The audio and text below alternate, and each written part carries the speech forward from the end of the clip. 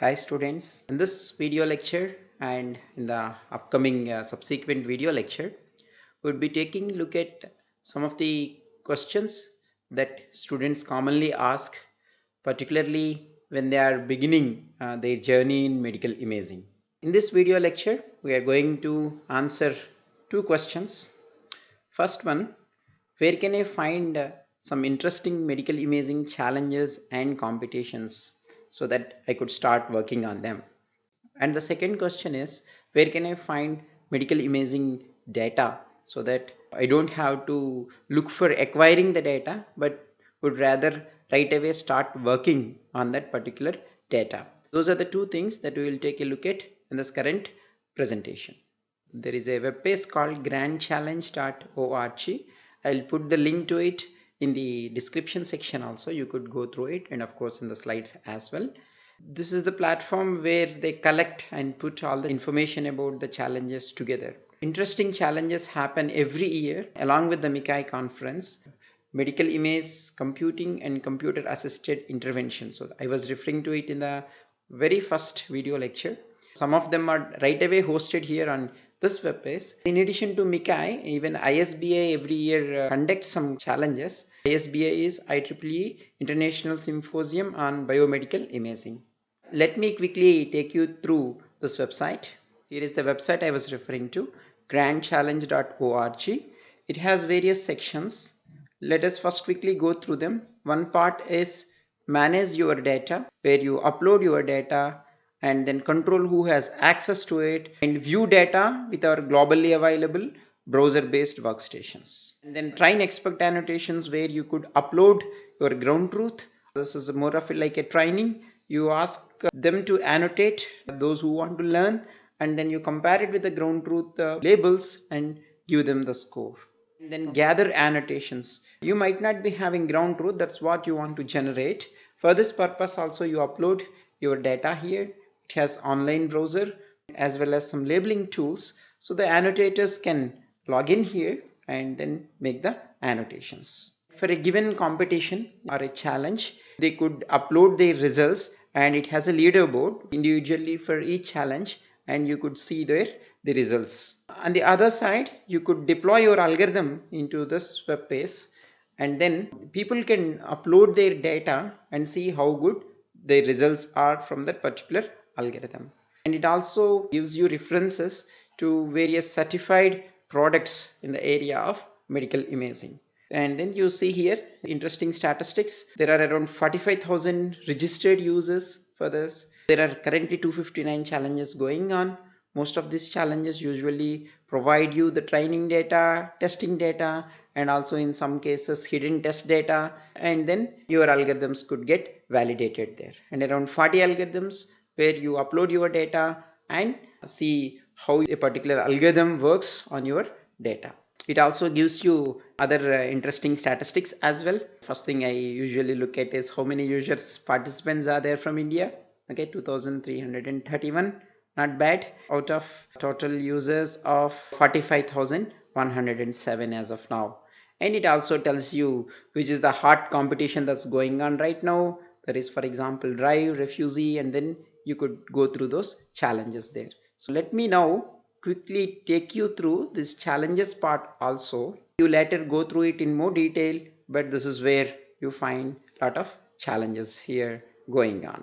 In the rest of this video lecture, let's take a look at a couple of challenges that are either hosted here or linked here. The first one is AutoImplant challenge. Now, this challenge has been hosted in conjunction with this year's MICAI 2020 challenge. You could already figure out from that screenshot itself that this aims at designing a cranial implant for the skull. There is a surgical process referred to as cranioplasty, where defects in the skull will be replaced or repaired using the cranial implants. And these defects could come from different reasons.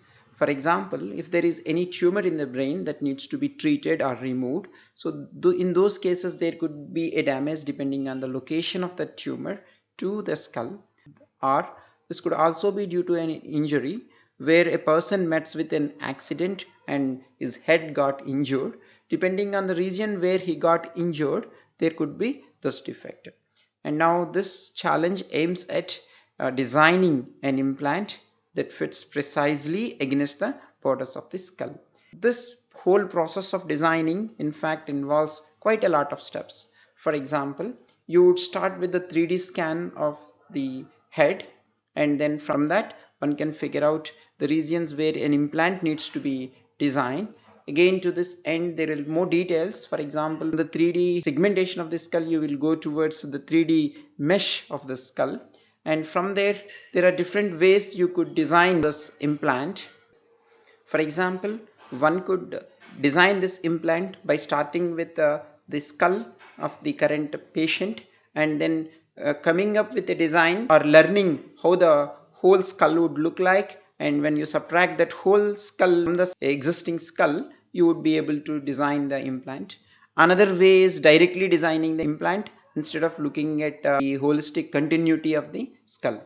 As a part of this challenge, they have provided a training data set of 100 CT images and a testing data set of 100 CT images. Each of these images are having 512 by 512 pixels in the axial direction, and there are slices in the Z direction. In order to have a proper ground truth, they started with the head scans of people with normal head without any injuries, and then from that they artificially injected or created some holes or damages in that. There are three inputs that have been given for each of these CT images. One, the complete skull. The second one, the skull where artificially certain damages have been injected, which you know precisely, so you also then know what is the shape or the 3D design of the implant as well. These data sets are publicly available now. You could register, download, and give it a try. Another interesting challenge that has been mentioned in this grandchallenges.org that I would like to quickly mention is detection of abnormalities in the knee MRI images. This challenge is hosted by Stanford Machine Learning Group. I guess this has been hosted in 2018, and of course this is continuing. Currently, this is the largest publicly available data set with labels for MR knee images. It has, for example, 1370 MR examinations. Each of these examination will have 256 by 256 pixel resolution in the axial slices, and the number of slices in the Z direction would be varying from 17 to 61 depending on that particular patient, and on an average you have 30 slices there. The clinical experts have labeled certain types of abnormalities on these scans. For example, anterior cruciate ligament tear, and another abnormality marked is a meniscus tear, and of course a few other things are bunched under just as an abnormality, and a patient can in fact have more than one abnormality as well. So you can download this data set, the training data set and testing data set. There is a hidden testing data set as well. You come up with your own algorithm, you submit your code into their GitHub page in a format that has been specified there, and who knows, you could be also there on that leaderboard if your method is performing well. I will stop the lecturing part for this recording with that, and here comes your first assignment. The assignment is that go through various challenges that have been hosted in the grandchallenges.org, and then pick one that you find interesting and make a 10 minutes video on that. The 10 minutes video can have these components of a bit of background, including some clinical background, then the motivation for this challenge, what would be the impact of this challenge, and then about data sets. Optionally, you could also mention about the type of methods that are giving you the best results and any other thoughts that you would like to share here. And our TA will shortly share with you an Excel sheet where you specify the details of the challenge that you have picked up, so that no two students are picking the same challenge. That's all for now. See you in the next video lecture. Thanks for watching. Bye. Take care.